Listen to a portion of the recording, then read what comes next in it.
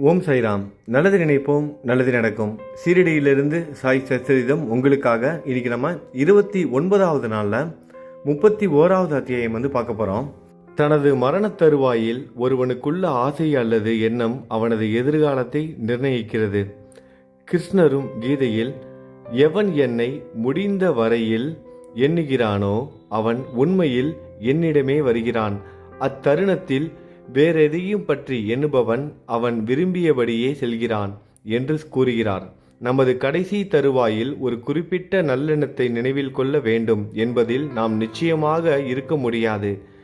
இல்லை என்பதை விட பெரும்பாலும் பல்வேறு காரணங்களால் நாம் பயந்து பீதியடைய அதிக வாய்ப்புகள் இருக்கின்றன. எனவே எப்போதாவதோ அல்லது நமது கடைசி தருணத்திலோ கொள்ள வேண்டிய நாம் விரும்புகிற புனித நினைவுகளை நம் மனதில் நிலைப்படுத்த நிலையான பயிற்சி அவசியம். எனவே கிளம்புவதற்கான இறுதி நேரம் வந்தபோது குழப்பம் அடையாமல் இருப்பதற்காக எப்போதும் இறைவனை நினைவு கூர்ந்து அவனது நாமத்தை சதா காலம் உச்சரிக்குமாறு எல்லா ஞானிகளும் போதிக்கிறார்கள். அடியவர்கள் தம்மை தாமே முழுமையாக ஞானிகளிடம் அர்ப்பணித்து விடுகிறார்கள். சர்வமும் அறிந்த ஞானிகள் அவர்களது கடைசி காலத்தில் அவர்களை வழிநடத்தி உதவுகிறார்கள் என்ற நம்பிக்கைதான் அதற்கு காரணம். சென்னையை சேர்ந்த விஜயானந்த் என்ற ஞானி மானசரோவருக்கு தீர்த்த யாத்திரை புறப்பட்டார். மானசரோவர் உங்க எல்லாருக்கும் தெரியும் நினைக்கிறேன். அந்த மானசரோவர் எங்க இருக்குன்னா, அந்த புனித தீர்த்த ஏரின்னு சொல்லுவாங்க, நன்னீர் ஏரி. அந்த மானசரோவர் எங்க இருக்குன்னா கைலாயத்தில் இருக்கு. கைலாய மலை. அது பார்த்திங்கன்னா நம்ம பூட்டான் வழியாக சைனாவுக்கு போகணும். சைனாவோட வீசா வேணும். அதுக்கு அது கடைசி 2-3 வருடங்களாக அங்கே செல்வதற்கு அனுமதியே கிடையாது. அங்கே போவது ரொம்ப கஷ்டம். இப்பயே போகிறது கஷ்டம். சரியான பாதைகள்லாம் கிடையாது. அப்போ அந்த காலத்தில் கிட்டத்தட்ட இதெல்லாம் எப்போ நடந்திருக்கும் நினச்சி பாருங்கள். அந்த காலத்துலலாம் இவங்களாம் எப்படி போயிருப்பாங்க? அங்கே போகிறதுக்காக ஒரு தீர்த்த யாத்திரைக்காக புறப்பட்டு போயிட்டுருக்கார் இவர், சென்னையை சேர்ந்த விஜயானந்த். அப்போ அவர் போகிற வழியில் பாபாவோட புகழை கேள்விப்பட்டு ஷீரடியில் தங்குறாரு. அங்கு ஹரித்வாரை சேர்ந்த சோமதேவ் சுவாமியை சந்தித்தார். மானசரோவர் பயணத்தை பற்றி அவரிடம் விவரங்கள் விசாரித்தார். கங்கோத்ரிக்கு மேல் மானசரோவர் 500 மைல் உயரத்தில் உள்ளது என்றும் ஏராளமான பனி 50 காத தூரத்திற்கு ஒருமுறை மொழிமாற்றம் வழியில் யாத்ரீகர்களுக்கு ஏராளமாக தொல்லை கொடுக்கும் பூட்டான் மக்களின் சந்தேக குணங்கள் போன்ற யாத்திரையிலுள்ள கஷ்டங்களை விவரித்தார். போகிற வழியில் அவ்வளோ கஷ்டங்கள் இருக்குது. நிறைய மொழி பேசுகிற மக்களை நம்ம கடந்து போனோம். திருட்டு பயம் இருக்கு. மக்கள் நம்மளை சந்தேகமாக பார்ப்பாங்க. இந்த மாதிரி பல விஷயங்கள் நம்ம கடந்து தான் போக முடியும். இன்றைக்கி போகும்போது கூட நம்ம பல விஷயங்களை குரூப்பாக போகிறவங்களுக்கு தெரியாது. தனியாக போகிறவங்களுக்கு நிறைய விஷயங்களை சந்திக்க நேரிடும். நான் அனுபவபூர்வமாக முக்திநாத்துக்கு நான் தனியாக போகும்போதே பார்த்திங்கன்னா நிறைய பேர் நிறைய விஷயங்கள் கேட்பாங்க. அதாவது ஒரு அந்த நேபாள் பார்டருக்குள்ளே என்ட்ரி ஆகும்போதே தனியாக போனோம் அப்படின்னா நிறைய விசாரிப்பாங்க. என்ன தனியாக ஏன்னா யாருமே தனியாக போக மாட்டாங்க. அங்கெல்லாம் பார்த்திங்க அப்படின்னா மேக்ஸிமம் எல்லாம் குரூப்பாக தான் போவாங்க. பக்தர்களாக டிவோட்டியாக சேர்ந்து குரூப்பாக போவாங்க. இல்லைனா டூரிசம் அந்த ஆர்கனைஸ் பண்ணுறவங்களோட சேர்ந்து அந்த டூரிஸ்ட் கைடோடு போவாங்க. டூரிஸ்ட் கைடோடு போகும்போது எந்த ஒரு கேள்வியும் இருக்காது. ஏன்னா அவங்களே பேசிக்குவாங்க. இப்போ தனிப்பட்ட முறையில் இப்போ நான்லாம் போகும்போது நிறைய கேள்விகள் அங்கே செக் பண்ணுறது யாரையுமே செக் பண்ணவே இல்லை. ஆனால் தனியாக போகும்போது என்னை கூப்பிட்டு ரொம்ப செக் பண்ணாங்க. ஏன்னா பார்க்குறதுக்கு சின்ன பையன் மாதிரியும் வந்திருக்கோம். அதே டைமில் முக்திநாத் போகிறோம், பாஷையும் தெரியல, எதுக்காக இவங்க இங்கே வந்திருக்காங்க, இந்த மாதிரி பல கேள்விகள் இருக்கும். தங்குற இடத்துல ஒரு ரூம் கேட்டால் கூட தனியாக தங்கும்போது எதுக்காக வந்திருக்காங்க, ஏன் வந்திருக்காங்கன்னு ஏகப்பட்ட கொஸ்டின் கேட்பாங்க. இது எல்லாத்தையும் விசாரிக்கிறாரு. போகிற வழியில் என்னென்ன கஷ்டம் இருக்குது எல்லாத்தையும் விசாரிக்கிறாரு. அவரும் சொல்கிறாரு. இவ்வளவு கஷ்டத்தையும் கேட்டோன்னா, இந்த பயணத்தில் இவ்வளோ கஷ்டங்கள் இருக்கான்னு கேட்டோன்னா இவரோட மனம் தளர்ந்து போகிறது. அந்த போகிறதுக்கான அந்த எண்ணம், அந்த நம்பிக்கை இல்லாமல் போகுது. தமது விஜயத்தை ரத்து செய்தார். அவர் பாபாவிடம் சென்று சாஷ்டாங்கமாக பணிந்தபோது பாபா கோப வேஷம் அடைந்து கூறினார், அந்த உபயோகமற்ற துறவியை துரத்துங்கள், அவரின் நட்பு பயனற்றது. இவர் என்ன பண்ணுறாரு, இந்த போகிற வழியில் இவ்வளோ கஷ்டம் இருக்குன்னு தெரிஞ்சுக்கிட்ட உடனே அவரோட பயணத்தையே நிப்பாட்டிட்டார். சென்னையை சேர்ந்த விஜயானந்த் என்ன பண்ணுறாரு, மானசரோவருக்கு கிளம்பிட்டார். ஆனால் அந்த இமயமலைக்கு மேலே இவ்வளவு பனி அடர்ந்த பிரதேசங்களில் பல மொழி பேசுகிற மக்களை, பல நாட்டு மக்களை கடந்து போகும்போது இவ்வளவு பிரச்சனை இருக்கா? இயற்கையாலையும் அங்கே இருக்க மனிதர்களாலையும் இது எல்லாத்தையும் கடந்து போகணும். அப்போ இவ்வளோ கஷ்டம் இருக்குன்னு தெரிஞ்சவொடனே அவர் என்ன பண்ணுறாரு, அவரோட பயணத்தையே ரத்து பண்ணிடுறாரு. அவர் பாபா கிட்ட போய் போகிற வழியில் பாபா பற்றி கேள்விப்பட்டு ஷிரடிக்கு போய் பாபா கிட்ட சாஷ்டாங்கமாக நமஸ்காரம் பண்ணும்போது பாபா என்ன சொல்கிறாரு, கோபப்படுறாரு. இந்த உபயோகமற்ற துறவியை துரத்துங்கள், அவரின் நட்பு பயனற்றது. பாபாவின் குணத்தை அத்துறவி அறியார். பாபாவோட குணம் என்னன்னு அவருக்கு தெரியாது. எனவே சோர்வடைந்தார். ஆயினும் அங்கு அமர்ந்து அங்கே நடந்து கொண்டிருந்த நிகழ்ச்சிகளை எல்லாம் கவனித்து கொண்டே இருந்தார். அது காலை நேர தர்பார். மசூதியில் கூட்டம் அதிகமாக இருந்தது. பாபா பல்வேறு விதமாக ஆராதிக்கப்பட்டார். சிலர் அவரின் கால்களை கழுவி விட்டு கொண்டு இருந்தனர். சிலர் அவர் கால் கட்டை விரலிலிருந்து புனித நீரை எடுத்து மன நிறைவுடன் குடித்து கொண்டு இருந்தனர். சிலர் கண்களால் அவற்றை ஸ்பரிசித்து கொண்டு இருந்தனர். சில பேர் என்ன பண்ணுறாங்க, பாத அபிஷேகம் இதெல்லாம் பண்ணுறாங்க, அந்த தீர்த்தத்தை எடுத்து குடிக்கிறாங்க. சில பேர் அதெல்லாம் பார்த்துக்கிட்டு இருக்காங்க. சிலர் சந்தனம் பூசுகிறாங்க. சிலர் அவர் தம் புனித மேனிக்கு நறுமணம் தடவினர்.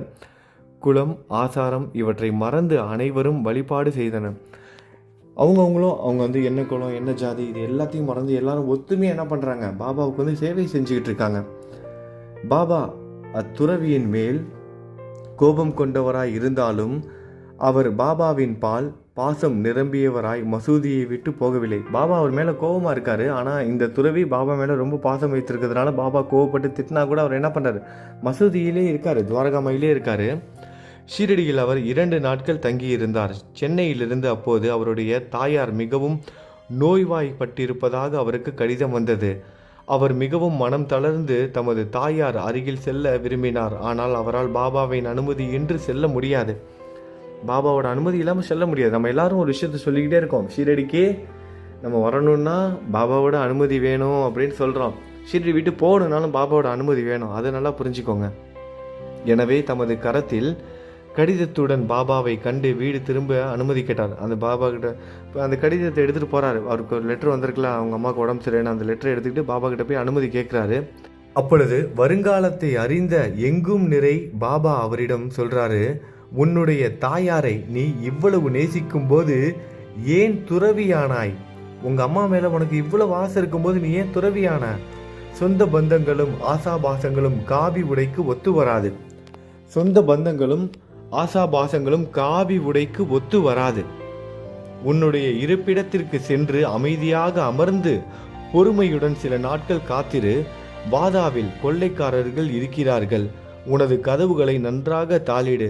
அதிக ஜாக்கிரதையாக இரு. திருடர்கள் அனைத்தையும் எடுத்து சென்று விடுவார்கள். செல்வமும் சுபிட்சமும் நிலையற்றவை. இவ்வுடல் அழிவிற்கும் மரணத்திற்கும் உட்பட்டது. இதை உணர்ந்து இம்மை மறுமை பொருட்களின் மீதுள்ள பற்று அனைத்தையும் விட்டுவிட்டு உனது கடமையை செய். இவ்வாறாக செய்து எவன் ஹரியின் பாதங்களில் சரணாகதி அடைகிறானோ அவன் அனைத்து தொல்லைகளிலிருந்தும் விடுபட்டு பேரானந்த பெருநிலை எய்துகிறான். அன்புடனும் பாசத்துடனும் எவன் அவரை நினைத்து தியானிக்கிறானோ பரமாத்மா அவனுக்கு ஓடி சென்று உதவி புரிகிறார். உனது முந்தைய நல்வினைகளின் சேகரிப்பு அதிகம். எனவே நீ இங்கு வந்துள்ளாய். இப்போது நான் சொல்வதை கவனி. உனது அந்திம வாழ்க்கையை உணர். ஆசைகளற்று நாளை முதல் பாகவதத்தை பாராயணம் செய்ய தொடங்கு. 3 முறை சப்தாகம் செய். அதாவது பக்தி பூர்வமாக 3 வாரம் 3 முறை பாராயணம் செய்க. பரமாத்மா உன்னிடம் மகிழ்வெய்தி தனது கவலைகளை அழித்து விடுவார். உனது துயர் நிலை மறைந்து நீ அமைதியுறுவாய் என்று கூறினார். அவரது முடிவு நெருங்கிக் கொண்டிருப்பதை பார்த்து பாபா இந்த சிகிச்சையை தேர்ந்தளித்தார். மரண தெய்வமான யமனை மகிழ்விக்கும் ராம விஜயம் படிக்கும்படி செய்தார்.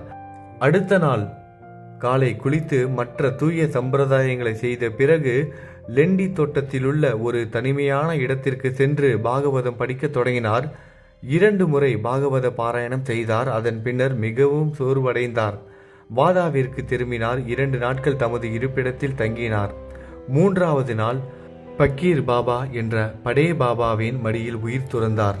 பாபா அவரது உடலை ஒரு நாளைக்கு ஒரு நல்ல காரணம் கருதி பாதுகாக்கும்படி மக்களை கேட்டுக்கொண்டார்.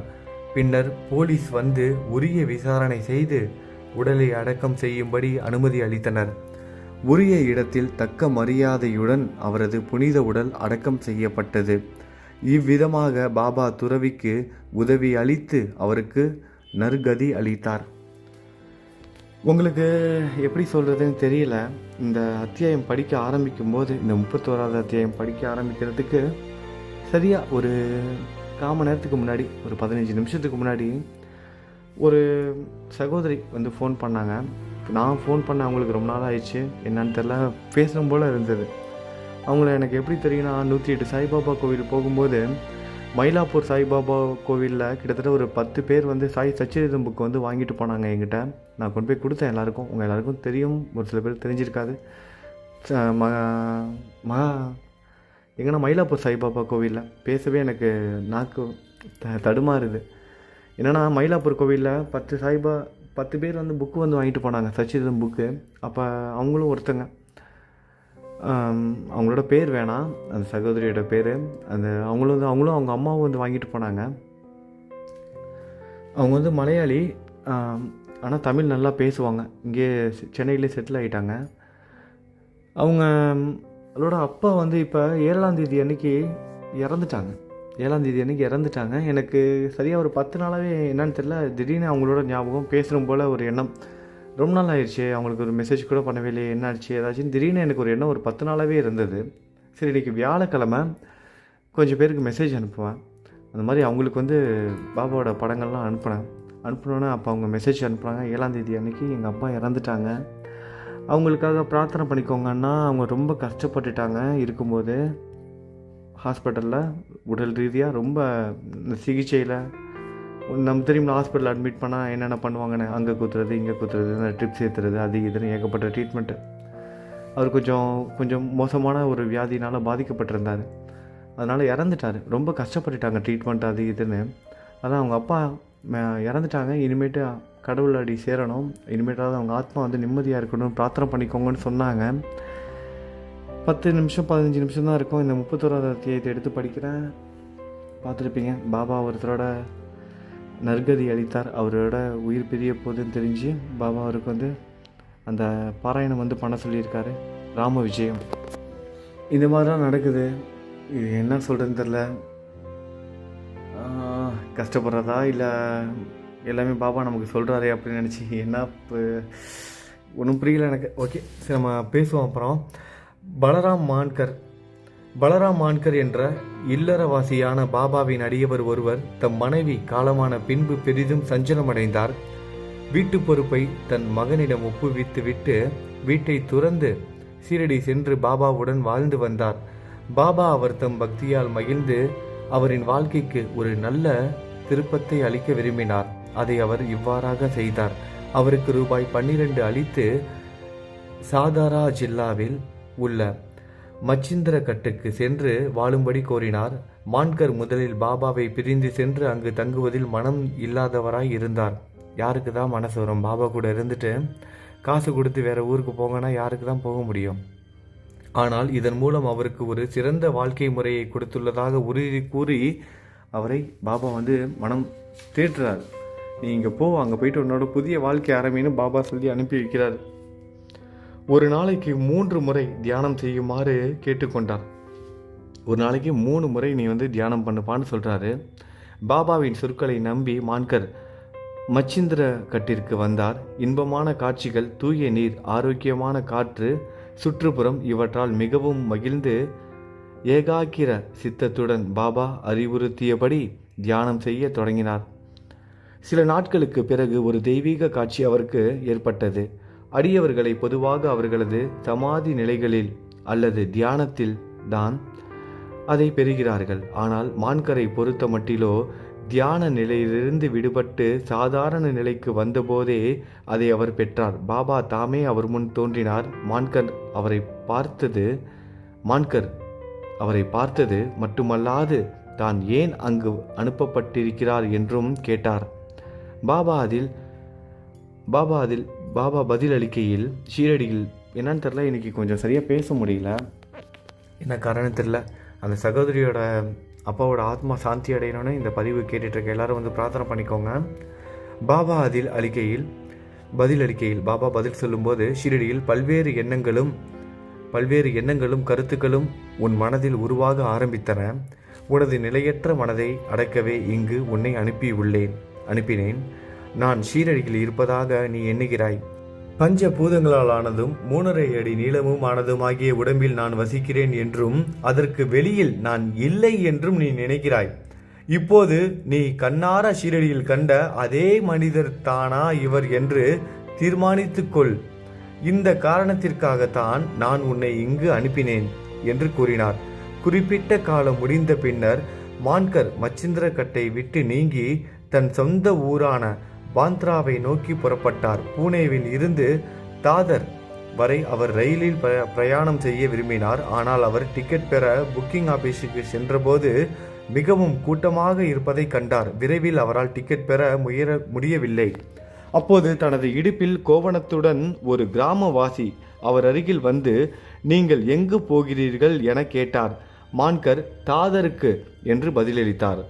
அவர், தயவு செய்து என்னுடைய தாதர் டிக்கெட்டை எடுத்துக்கொள்ளுங்கள். இங்கு எனக்கு சில அவசர வேலைகள் இருப்பதால் நான் தாதர் பயணத்தை ரத்து செய்துவிட்டேன் என்று சொன்னார். மான்கர் டிக்கெட்டை பெற்றுக்கொள்வதில் பெருமகிழ்ச்சி அடைந்தார். பணத்தை தம் பையிலிருந்து எடுத்து கொண்டிருக்கும் போது அந்த கிராமவாசி கூட்டத்தில் மறைந்து விட்டார். மான்கர் அவரை கூட்டத்தில் தேடியும் பயனில்லை. ஸ்டேஷனை விட்டு வண்டி போகும் வரை மான்கர் அவருக்காக காத்திருந்தார். ஆனால் அவரை பற்றி எவ்வித அடையாளமும் அங்கு இல்லவே இல்லை. அவர் எங்கே போனார்னே தெரியல, யார் என்னன்னே தெரியல. இவருக்கு டிக்கெட் கொடுத்துட்டு போயிட்டாரு. இது மான்கர் வினோதமாக பெற்ற இரண்டாவது காட்சியாகும். மான்கர் பின்னர் தனது வீட்டிற்கு சென்றுவிட்டு மீண்டும் ஷிரடிக்கு திரும்பி பாபாவின் ஏவலையும் சேவையையும் செய்து வந்தார்.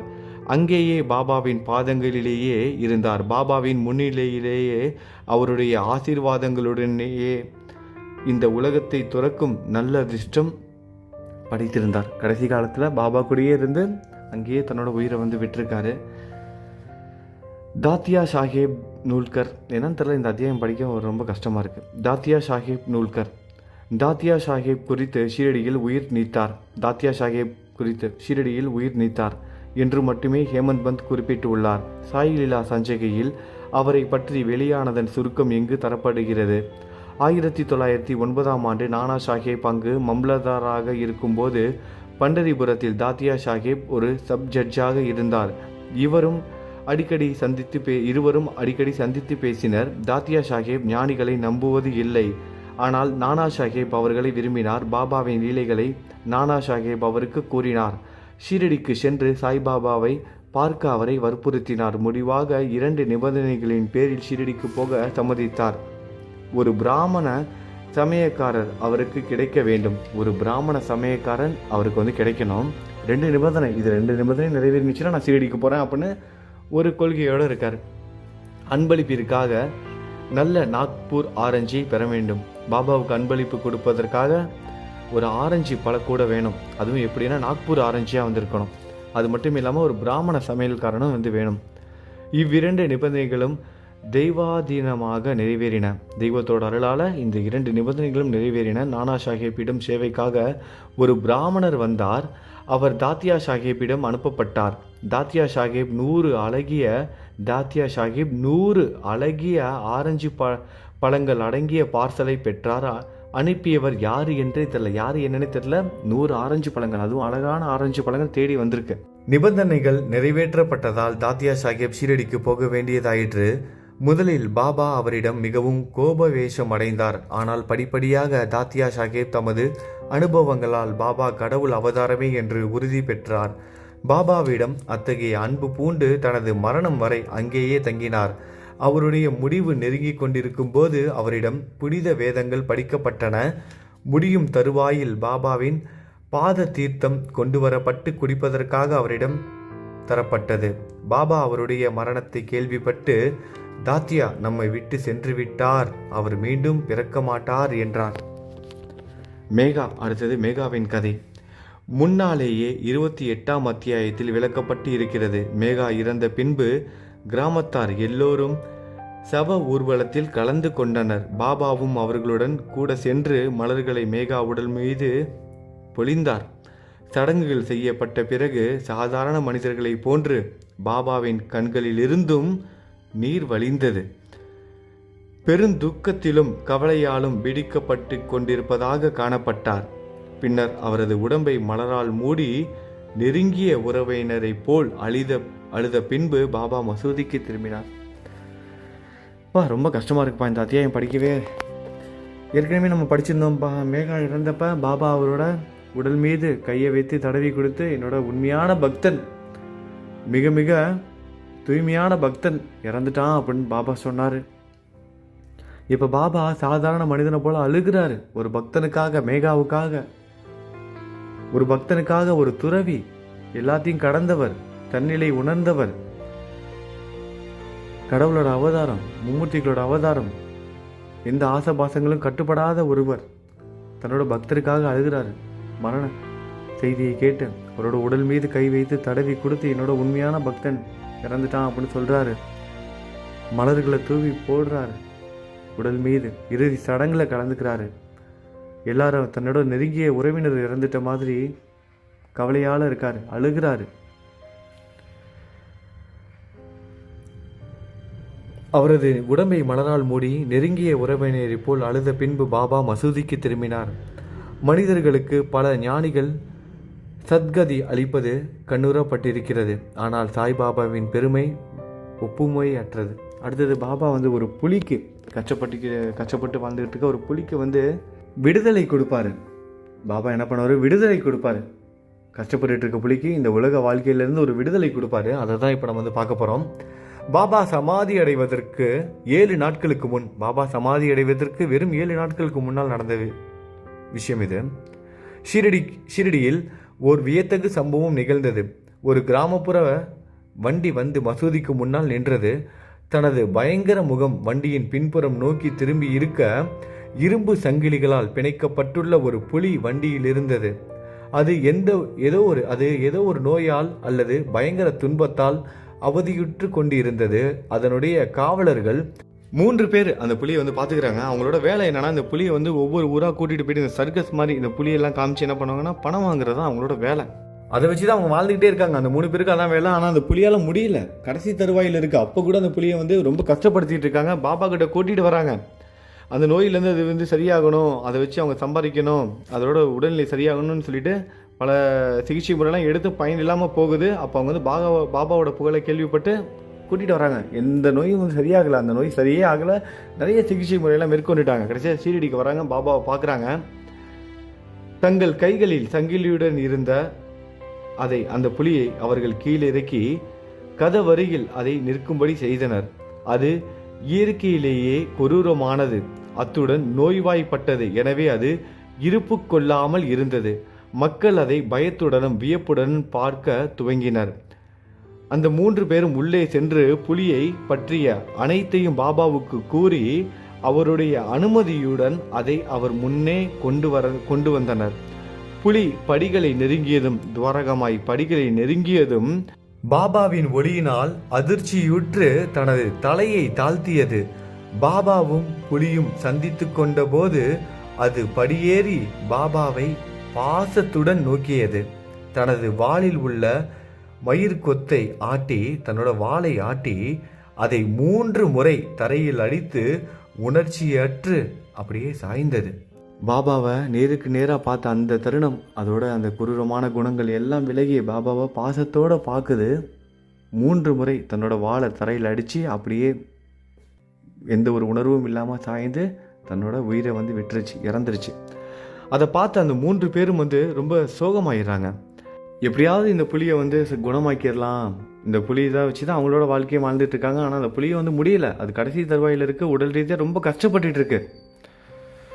பாபா பார்த்த அந்த தருணம், அந்த புலி இறந்து விட்டது.